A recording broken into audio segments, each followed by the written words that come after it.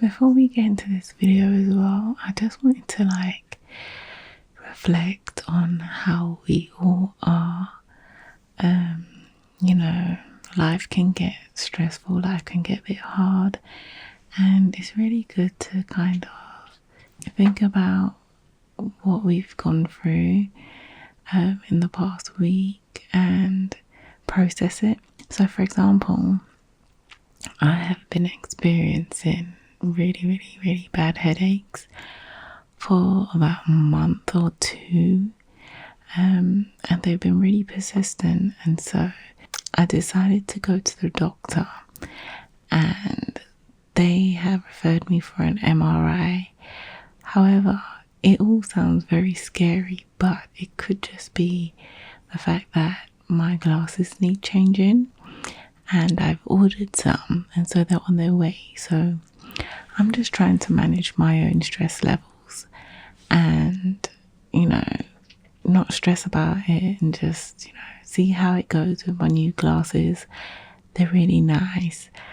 I didn't do a face-to-face intro on this video, but I think, let me know if you like face-to-face intros. I think they're cool. I'm going to incorporate them a bit. And in the upcoming intros, you'll be able to see my new glasses. I actually got two of them. One is more of a bold statement piece, and the other is a rimless set.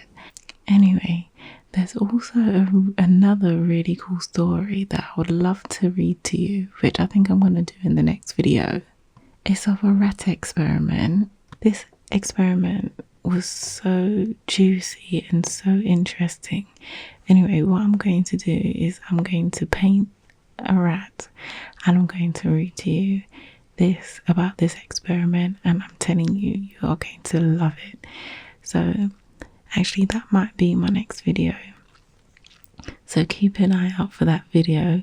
I won't tell you what the experiment is called because I don't want you to look it up. I want you to come and let's talk about it. Let's discuss the findings of this experiment and what this experiment was about, and if it was ethical or not, or completely wrong.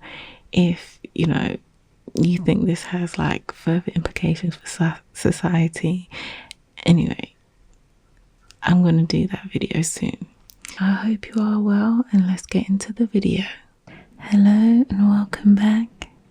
Today I'm going to be painting a picture of a frog, and I'm going to be doing it in a particular style that I am currently practicing, and this is kind of hard-edged painting where the colours are not evenly blended. Well, not so much evenly blended, but smoothly blended.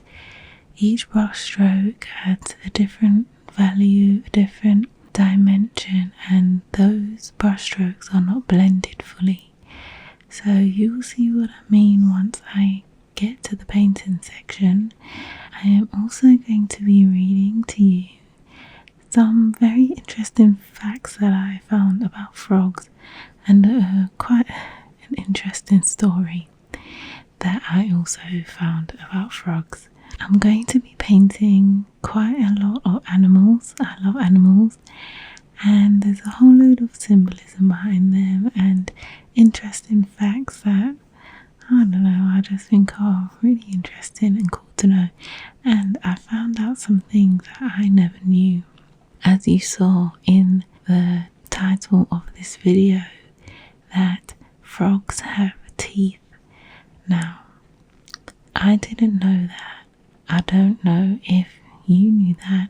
I don't know if this is common knowledge, but I did not think that frogs had teeth. They strike me to be a bit have a grandma mouth, a mouth without teeth. It seems like it's all soft in there, but according to this, they have teeth. Some frogs do have teeth, but not all. It depends on the species of frog. Most typical species have some frog teeth on their upper jawbone that are sometimes only a metric linear unit long.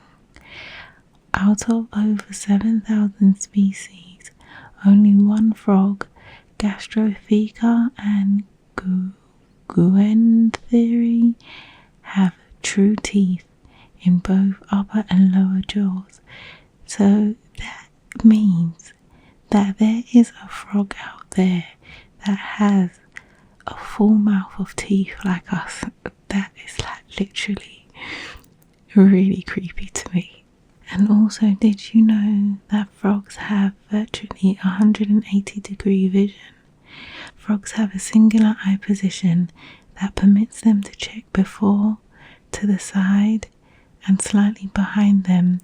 They even have a visual modality as a result of being nocturnal creatures and hunt at night. That's really interesting. That means if you're coming for a frog at any direction, it can see you. And actually, that would make sense because, you know, like you see these videos and a child is trying to catch a frog and the frog like always like slips out of his hands, like it just jumps it, like it can't be caught.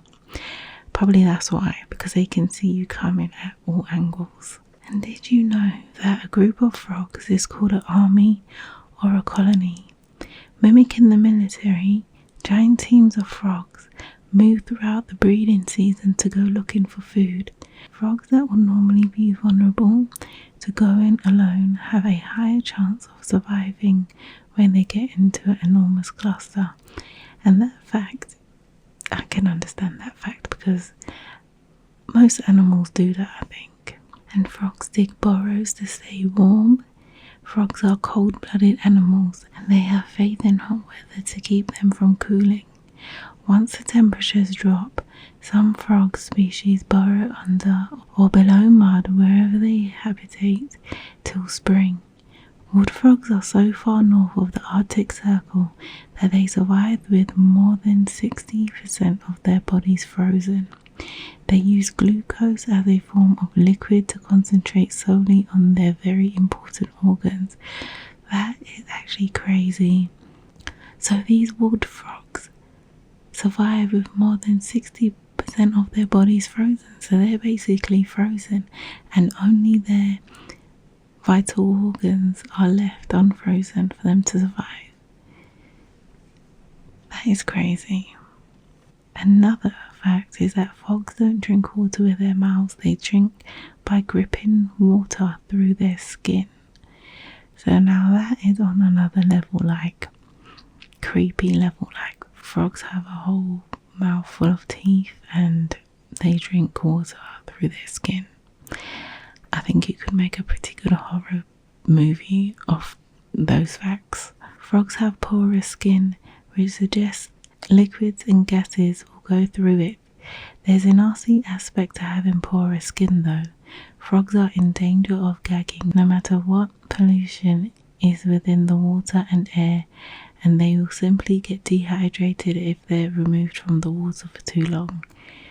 Right, that's why I've seen people have frogs and they spray them with water because they take water in through their skin. That makes sense now. Another really cool fact is the gender of a frog is determined by gazing into its ears. Female and male frogs generally have totally different size markings on their ears and are understood as the tympanum, which frequently helps us in determining their gender. In the majority of frog species, males generally have larger ears, whereas females have smaller sized ones. The gender of a frog can even be determined by their body size, the ceremonial pads on their hands, and moreover, if they sing or not. Different factors like colour and the way their skin is loose can even facilitate others confirming if a frog could be a man or a woman. I love the way they said man or a woman instead of male or female.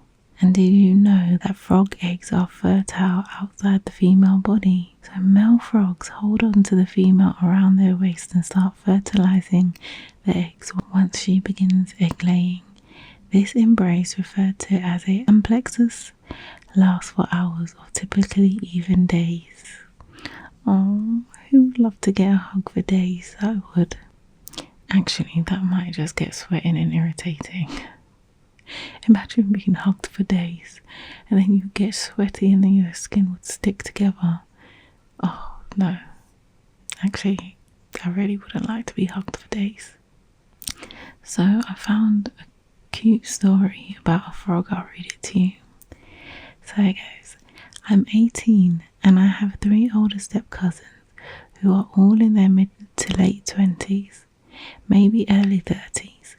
Before the youngest, 25ish, was born, the older 2 boys both got frogs in the mail. One frog, Mr. Frog, ended up eating the other frog, but now Mr. Frog is over 25 years old.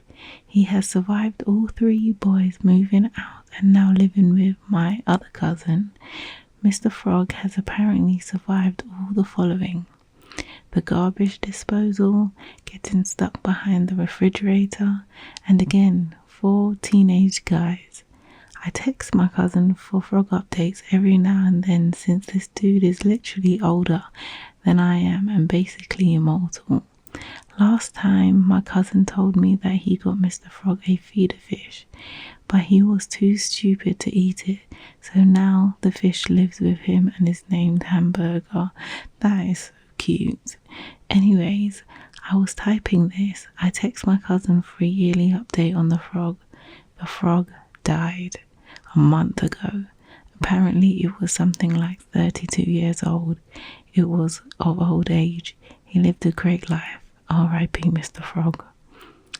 Well, that frog lives longer than a lot of people, so I think he had a really good run. 32 years old. That frog was 32 years old. He's seen a lot. He's probably been terrorized by those cousins and had so many near-death experiences. It's unbelievable. But I hope you like how this painting has come out. I wonder though if you can tell me what is missing from this picture, because there's something missing from this picture and I didn't actually realize it until the end. So put it in the comments below what is missing from this picture and I will actually shout you out in the next video. That will be fun. Let's see if you can spot it before I did. It took me the whole painting and until after I was like, hold on. Anyway, see you in the next one. Bye.